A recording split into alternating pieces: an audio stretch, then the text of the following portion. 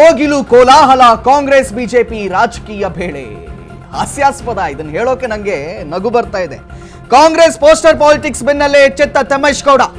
ಮೊದಲು ಕೋಗಿಲು ಅಕ್ರಮ ಲೇಔಟ್ ವಿರುದ್ಧ ತಮ್ಮೇಶ್ ಗೌಡ ಧ್ವನಿಯನ್ನೆತ್ತಿದ್ರು. ಇದೀಗ ಆರೋಪಿತರ ಜೊತೆಗೆ ತಮ್ಮೇಶ್ ಗೌಡ ಫೋಟೋ ಕೂಡ ವೈರಲ್ ಆಗಿದೆ. ಯಾರೂ ಸಾಚಗಳಿಲ್ಲ, ಯಾರೂ ಸುಭಗರಿಲ್ಲ ಈ ಪ್ರಕರಣದಲ್ಲಿ. ಅದು ಒತ್ತುವರಿ ತೆರವಿಗೆ ಆಗ್ರಹಿಸಿ ಸ್ಥಳಕ್ಕೆ ತೆರಳಿದ್ದಾಗಿದ್ದ ಫೋಟೋ ಆಗಿದೆ.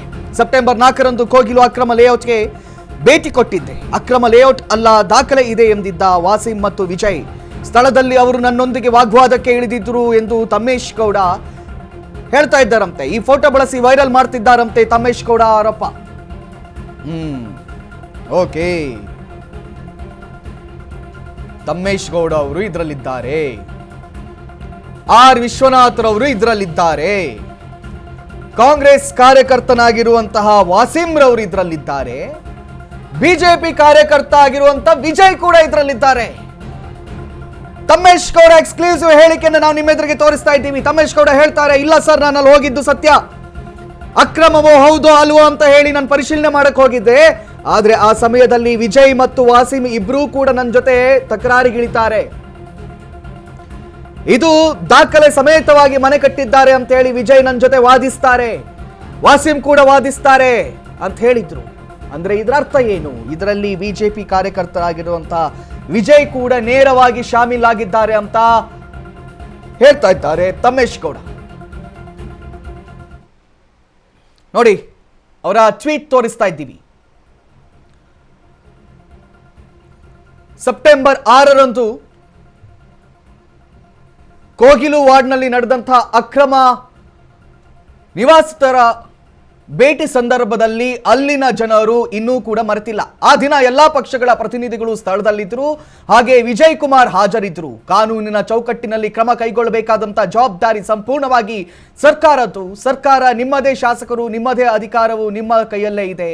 ಈ ವಿಷಯವನ್ನ ಯಾವ ಪಕ್ಷದ ಸದಸ್ಯನೇ ಆಗಿರಲಿ ಅಥವಾ ಮುಖಂಡನೇ ಆಗಿರಲಿ ತಪ್ಪಿದ್ದರೆ ಮೊದಲು ಅವರ ಮೇಲೆ ಕ್ರಮ ಕೈಗೊಳ್ಳಲಿ. ಇದಕ್ಕೆ ನಮ್ಮಿಂದ ಯಾವುದೇ ವಿರೋಧವಿಲ್ಲ. ಆದರೆ ಕ್ರಮ ಕೈಗೊಳ್ಳದೆ ಕತ್ತರಿಸಿದ ವಿಡಿಯೋಗಳು, ಹಳೆಯ ಫೋಟೋಗಳು, ತಿರುಚಿದ ಪ್ರಚಾರ ಮೂಲಕ ರಾಜಕೀಯ ಮಾಡಲು ಹೋಗುವುದು ಯಾವ ನೈತಿಕತೆ ಅಂತ ಹೇಳಿದ್ದಾರಂತೆ ತಮ್ಮೇಶ್ ಗೌಡ.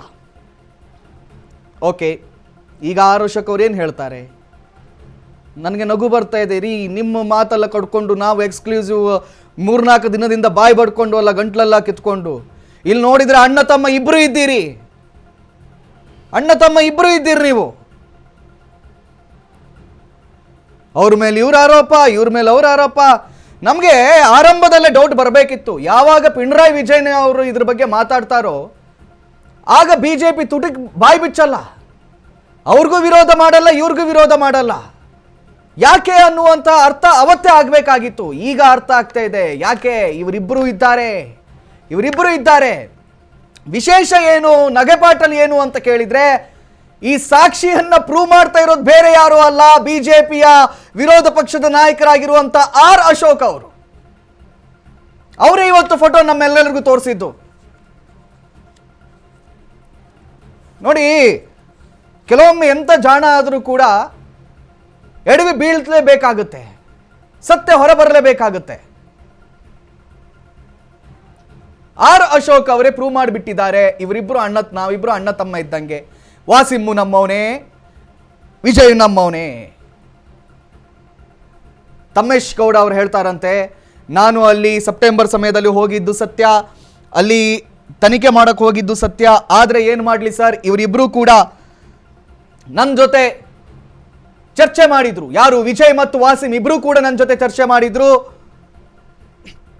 ಇದು ಅಕ್ರಮ ಅಲ್ಲ, ಸಕ್ರಮ ಅಂತ ಹೇಳಿದ್ರು. ಹಾಗಾದ್ರೆ ನೋಡಿ, ಎಲ್ಲಿಂದಲೋ ಬಂದ ವಲಸಿಗರಿಗೆ ನಾನು ಒಂದನ್ನು ಹೇಳ್ತೀನಿ, ಬಹಳ ಸ್ಪಷ್ಟವಾಗಿ ಹೇಳ್ತೀನಿ. ಎಲ್ಲಿಂದಲೋ ಬಂದಿರುವಂಥ ವಲಸಿಗರಿಗೆ ಅಥವಾ ಎಲ್ಲಿಂದಲೋ ಬಂದಿರುವಂತಹ ಅಕ್ರಮ ನಿವಾಸಿಗಳಿಗೆ ಇಲ್ಲಿ ಮನೆ ಕಟ್ಕೊಳ್ಳುವಷ್ಟು ಧೈರ್ಯ ಬರಲ್ಲ.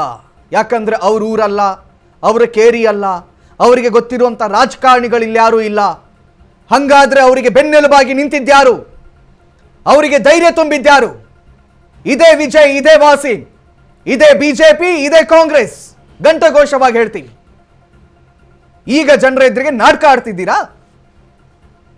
ಒಬ್ರೇನೋ ಬಂದು ಬುಲ್ಡೋಸರ್ ತಗೊಂಡು ಬಂದು ಧ್ವಂಸ ಮಾಡೋದಂತೆ, ಆಚೆ ಪಿಣರಾಯಿ ವಿಜಯನ್ ಟ್ವೀಟ್ ಮಾಡೋದಂತೆ, ವೇಣುಗೋಪಾಲ್ ಮಾತಾಡೋದಂತೆ, ಆಮೇಲೆ ಪುನಃ 11 ಲಕ್ಷದಲ್ಲಿ 167 ಮನೆ ಕಟ್ಸ್ಕೊಡೋದಂತೆ, ಬಿಜೆಪಿ ಅವ್ರು ಸ್ಟ್ರೈಕ್ ಮಾಡೋದಂತೆ, ಮತ್ತಷ್ಟು ಅಪ್ಡೇಟ್ಸ್ ಇದೆ.